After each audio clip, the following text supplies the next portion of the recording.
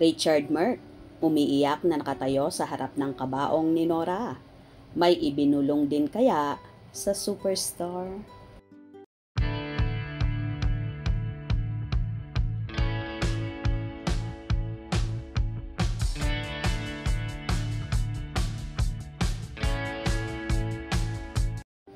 Marami ang nagulat sa kwentong nagpakasal pala noon sina Nora Honor at Richard Merck. Ilang taon nang nakaraan ay nakalkal na ito ng PEP at nalamang 2 beses nagpakasal ang superstar sa Las Vegas, Nevada. Nadiskubre ito sa Marriage Inquiry System of Clark County ng Las Vegas, Nevada. Nagpakasal si Nora kay Richard Merck noong July 7, 1988 at noong May 22, 2000 ay nagpakasal din siya sa dati niyang manager na si Nori Sayo. Hindi natin alam kung ano ang nasa isip noon ni Ate Guy nang yayain niya ang pakasal sila ni Richard Merck. Pero aminado naman ang singer-composer na minahal niya noon ang superstar. Papilab nga raw niya si Ate Guy. Noong 10 years old pa lang siya at 12 pa lang daw noon ang superstar. Mula bata, papilab ko siya. Nung bata ako, I was 10, she was 12. 2 years ang tanda niya sa akin. So, she's turning 72 sana this May 21. Ako, I am turning 70 sa October. So, ayaw ko na siyang istorbohin.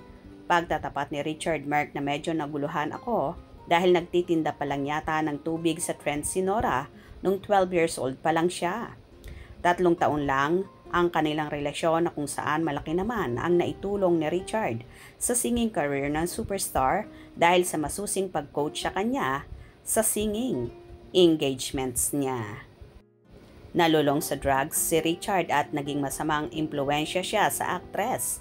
Yun din ang dahilan kung bakit iniwasan na siya nung nagkaroon sila ng relasyon ni Maricel Soriano. Pagkatapos niya kay Maricel na kung saan ay tinanggal siyang co-host sa show ng Diamond Star, naging sala naman ni Nora. Siya raw talaga ang magulo nung araw na yon, kaya dumistansya na siya sa superstar. Iyon ang pinakaano, tingin ko na nagawa kong pagkukulang na umalis akong walang paalam. At never ko na siyang, hindi na ako nakipagkita kahit kailan. Ngayon lang ulit, ako na lang ang nakakakita. Malungkot na pahayag ni Richard. Umiyak daw siyang nakatayo sa harapan ng kabaong ni Nora. I apologize so much to her. Talagang, forgive me if I've hurt you in the past. Kasi I left her without saying goodbye and I moved out of the house. I stayed in the house of Butch Dance for 2 months. And then Butch told me, I have a Monsignor uncle in Fairview. Good Shepherd Church. Baka gusto mong tumira doon. I suggest 2 years ako doon. 2 years ako doon sa church. At stop everything. Dagdag niyang pahayag. Natutuwa si Richard kapag nakikita pa niya sa social media ang kuha noon ng mga kanta ni Nora na ini-arrange niya. Hinding-hindi niya makalimutan ang kantang What Now My Love na kinanta ni Ate Guy sa Star Awards na siyang nag-arrange at binago niya ang interpretasyon nito sa pagkanta. If ever, ang iaalay raw niyang kanta ay ang I Will ng The Beatles na Who Knows How Long I've Loved You. You know, I love you still. Will I wait a lonely lifetime? If you want me to, I will. Samantala, dagsa ang fans sa Heritage Memorial Park nang binuksan na ito sa publiko nung Sabado mula 1:00 hanggang 4 p.m. ng hapon. Pasado 4:00 ng hapon ay marami na ring naiwang fans kaya lumabas na sina Lotlot de Leon at Matet para magpasalamat na talaga namang hindi nawala ang pagmamahal sa namayapang superstar.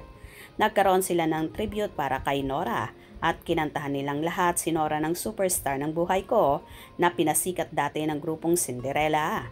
May ilang avid fans na nagsalita, pati ang dating teacher ni Nora ay nandun din. Wala na si Ate Guy pero naglabas at buhay na buhay pa rin ang Noranians. Kahit karamihan sa movie industry ay interesado pa rin kay Ate Guy, kaya yung matagal nang binabalak na isapelikula ang life story ni Nora, gusto na rin daw nila itong ituloy. Pinag-uusapan daw ulit ito ni na Direk Joel Lamangan at Ricky Lee, ang bubuoing pelikula tungkol sa National Artist for Film and Broadcast Arts. Dapat ay pagmimitingan na raw nila yung kasama si Ate Guy, pero hindi raw natuloy ang meeting. Pero itutuloy namin yon, bulalas ni Direk Joel. Dalawa yon, Phase 1, Phase 2. Mula doon sa pagiging tindera ng tubig sa tren, hanggang sa pagsaling niya sa tawag ng tanghalan, hanggang sa naging champion, hanggang sa naging artista. Yon, yung Phase 1. Mula nung naging artista siya hanggang sa ngayon, yun yung Phase 2, pakli ni Direk Joel Lamangan. Para kay Direk Joel, dapat maalaala ng sambayanang Pilipino ang pagiging mabuting tao na artista ng masang Pilipino. Dapat alalahanin si Ate Guy, isang mabuting artista, mahusay na artista. Ang pinakamahalaga, isang mabuting tao na artista ng masa. Siya talaga ang nagpipresenta sa interes ng ordinaryong manunood ng ordinaryong Pilipino. Doon natin dapat alalahanin si Ate Guy, sabi ni Direk Joel Lamangan. Anyway, sa pag-iyak na yon ni Richard Merck sa harapan ng kabaong ni Nora, posible kaya bang may ibinulong din siya sa superstar at humingi na ng kapatawaran? Kung nagustuhan nyo ang video na ito, comment down below.